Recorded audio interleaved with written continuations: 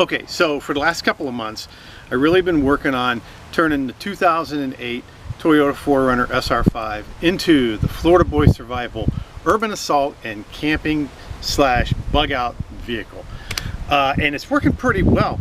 If you remember a couple of months ago, I did a video where I showed you the storage box that I was making for the back of it, and I'll try to put a card to that video right up here.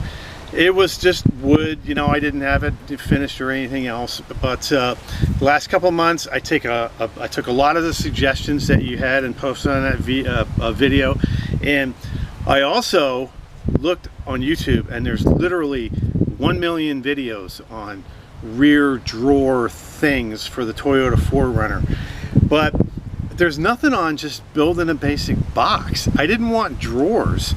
I just wanted a storage box with a hinged top.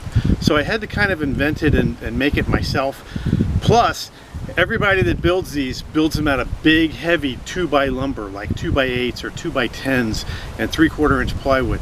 I didn't want a giant, heavy box. I built mine out of 1x10s with a 1/4 inch hardboard floor on it or bottom on it and 1/2 inch plywood for the top. And I think it worked out great. So I'm going to shut up now, and I'm going to take you through what I did for the back of the Florida Boy Survival Urban Assault and Bug Out / Camping vehicle. So let's check it out. Okay, so the biggest difference that you're going to see from the video I did a couple months ago is last time all we had was the basic box with a hinged top, and it didn't have the carpet around it. So what I did is I finished the box and I put a better top on it than what was on before, and I'll show you that in a second. And I put these little side wings on the sides to just kind of hold your stuff in there. So when you go up to it, all it is just it's just the 1x10s, and I carpeted it, and I put the little side wings. The little side wings are, all I did is I cut a little cardboard template like this, and then, you know, I traced it out to a piece of wood and I covered it, and I put the side wings on with little L brackets, like 1 inch L brackets, and it works great. Gives you a nice little cubby hole to store your stuff. I got one on this side, I got one on that side. You know, you can put a lot of stuff in there, but that's just the side. So let's get to the box. See the top of the box, and this is made out of 1/2 inch plywood. I don't think you need 3/4 inch plywood. I mean, especially when I show you this 1/2 inch plywood, it gives a little bit, but there's a middle support in there. 1/2 inch plywood is perfectly all right unless you're like 750 pounds. So you're going to see this dividing line. All right, that dividing line, you can see 3 hinges on the top. The back part of this box is hinged. So when you pick up the back part of the box, and you can see I wrapped the carpet over about 2 inches, and this is just a piece of 1/2 inch CDX plywood with a hinged box. And in the back part of the box, I have my tarps, my tents, my hammocks, a rain suit in there, there's a wool blanket, some other tents over there, a 10x10 tarp, a big first aid kit. This is a huge storage box in the back, and all it is just a hinged top. Okay, so we put that hinged top, and now we've got the front. The front isn't hinged, but you can lift up the top. The cool thing about this top is you can slide it off and take the whole top out if you want to. It's just sitting on the edge of the box. And because I chose to carpet around the edges of the top, and I also chose to carpet around the edges of the box, okay, when the top sits on here, it doesn't move. You can't slide it. Okay, so you got a nice big platform back here, and you can hinge it up and get whatever you want to, or you can just pick it up and put it on top of the back piece, and now you've got it totally open. And here I've got all kinds of big survival knives and little hatchets and stuff. And in here I got a bin, because I made these big enough to carry some bins. And if you look in the back part of the box, it's open. That back part is open. This part has a divider in it. And I chose to do that because that's going to give the 1/2-inch plywood, when it bows down, when you put some weight on it, it's going to bow down and rest against this support. So you're not going to go anywhere. But it allows me to put some bins with all kinds of rope and zip ties and tent stakes and everything else. On this side, I got another removable bin that I got all kinds of cook sets, you know, the old Stanley Adventure Series, big flashlights, you know, Nalgene's, extra alcohol fuel, canteens, all of my little fire stuff in here, LED camping lanterns. This sucker is set up. So when you get what you want out of here, all you do is just pull this right in the back and slide it right up there. Bingo bango bongo, you got a nice platform. So the cool thing is I put a sleeping platform in the front. So let's go check that out now, and I'll show you how I do that. All right, so this is really the pretty cool thing. I literally found a piece of 1/2-inch OSB plywood in the dumpster, and I made the sleeping platform on it, and I carved it. So it's 41 inches wide by about 33 inches, 41 inches wide by about 33 inches long. So you don't need to carpet the whole thing. What you need to do is just run the carpet over the sides. There's a 3-inch overhang on the top and a 2-inch overhang on the bottom. You're going to see why this 3-inch part is so important in a minute. But another thing is, see, this plywood has a little bit of a bow in it. The bow is toward the top, so when you lay on it, it bows down and it turns into a relatively flat sleeping platform. So let me go show you how I turn the back of the 4Runner into a bed. Okay, so the first thing we have to do to make the sleeping platform is put these seats back. So you just pull the bottom, pull this back. I'm going to go on the other side and do the same thing. All right, we just put this one back and we put this one back. Now, let me bring you around and show you the back of the box. Okay, so here's the back of the box. We don't really need the back of the box carpeted because nobody's ever going to see it. You can see that I can still retain the functionalities of my D-rings on each side. What I had to do is to push this box all the way in the back, because this is 41 inches wide by 37.5 inches long. And in order to get it all the way back, I had to take that little trim piece off. All you do is take out the 2 little bolts on the D-rings, pop that trim piece out, and I put the D-rings back. These are going to be functional when I'm going to put a little screw eye over here, and I'm going to zip tie this. I don't even think I need those turnbuckle anchors, but I think I'm just going to zip tie it there. But in testing, this thing doesn't move at all.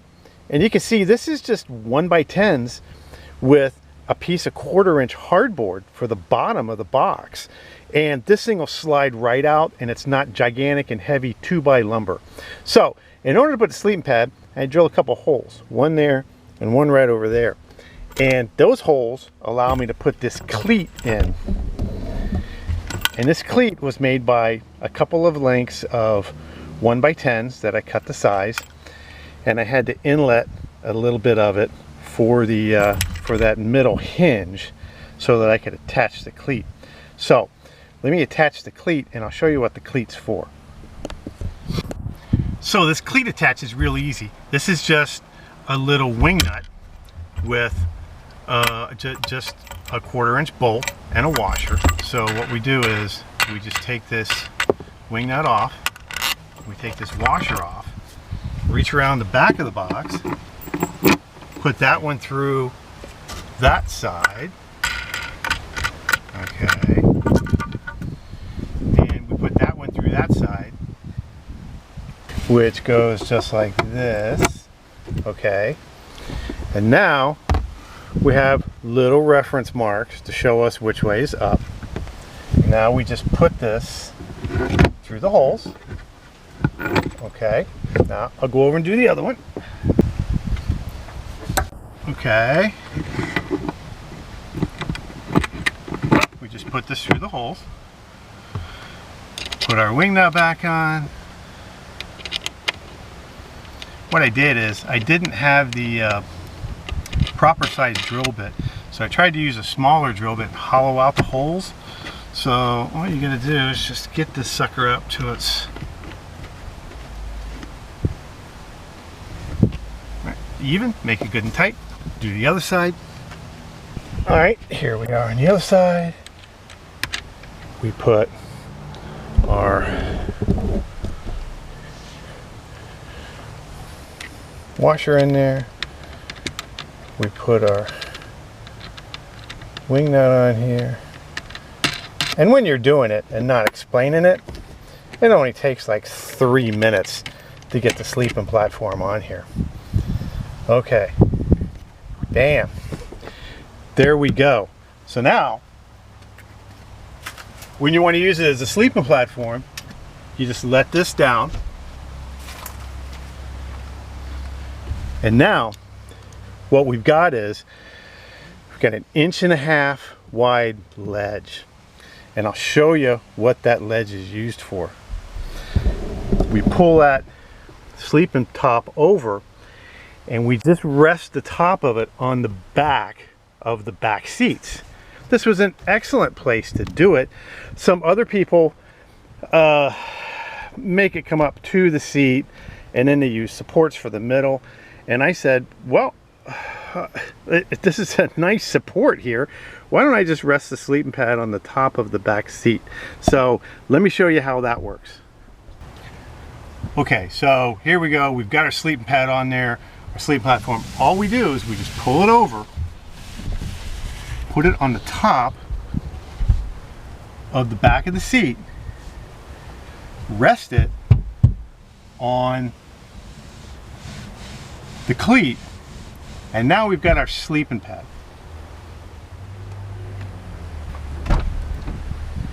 Now I know what you're going to say is you're going to say, Matt, how do you hold it and it doesn't move? Well, here's where the cool thing comes in. We just take the passenger side seat and we move it back and kind of jam it against the sleeping platform, and that holds it in. This towel is for the other side, so I don't have to adjust the driver's seat.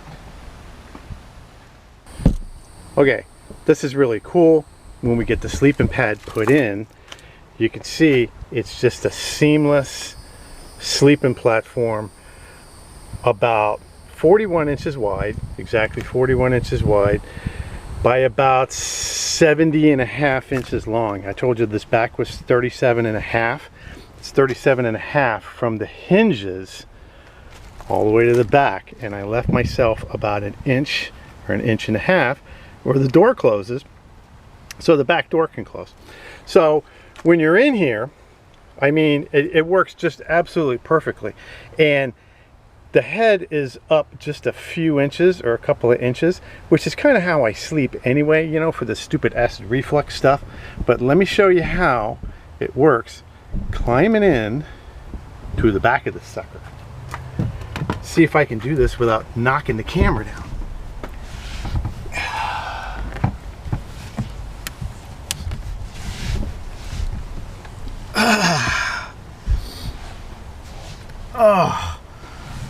Oh man, this is so totally awesome. Pillows right here. I got that. This is not bowing. It's 1/2 inch plywood, but it's not bowing at all. Okay, it's totally stable. I could put a support under the middle, which I might do or might not do, but I don't even think it needs it. You know, you're not going to break 1/2 inch plywood just by laying on it. You don't have that much weight on it, for Christ's sake. And this is a wonderful sleeping platform. When I close the doors, I'll be able to leave the windows open and put some screens on there. Let me show it to you from the other way now. Okay, here we go from the side. You can see that the top just rests on the back of the back seat, and it's pressed in there. You just slide the passenger seat in. On the driver's side, I just got a towel in there to take up the extra space to hold the other back seat up for support. You got all this storage space underneath it. that you can use. You could actually just leave the back platform in place. If you were traveling and camping every night, you could just leave this set, leave that for storage underneath it, and put some stuff on the top. And you can see you got plenty of room back here. I mean, this is 70 and a half inches, and I'm 5'8", which is 68 inches. So you got plenty of room. So let me see if I can close the back and see how that looks.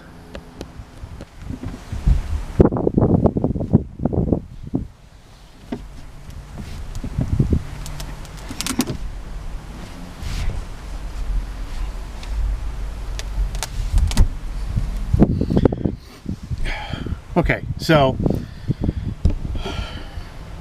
I am like in here all the way and all the way up here, and got plenty of room between your head and the console, and in the back, I think you can see that my feet aren't even touching. I got a good 6 inches between my feet and the back of the door when it's closed. So this is going to work out pretty good. Got plenty of room, I think. This is going to be the Florida Boy Survival Urban Assault vehicle and bug out camping vehicle. I hope you guys like what I did. This was really easy to do. I used lumber that I found, and I used cheaper lumber than what everybody else did. There's no drawers, it's just a box. So I built this for under $200 with all the hinges and all the screws and everything else. And I built it with hand tools. My cordless drill to drive the screws, and I cut the box 1x10s with a handsaw. I used a jigsaw to cut out the little flaps on the side, but I cut out the top with a handsaw, and I just carpeted it with that 3M adhesive. So this worked out really good. Let me know what you think about my new Urban Assault vehicle and bug out / camping vehicle. So once again, this is Matt the Old Florida Boy, and I'll see you on the trail.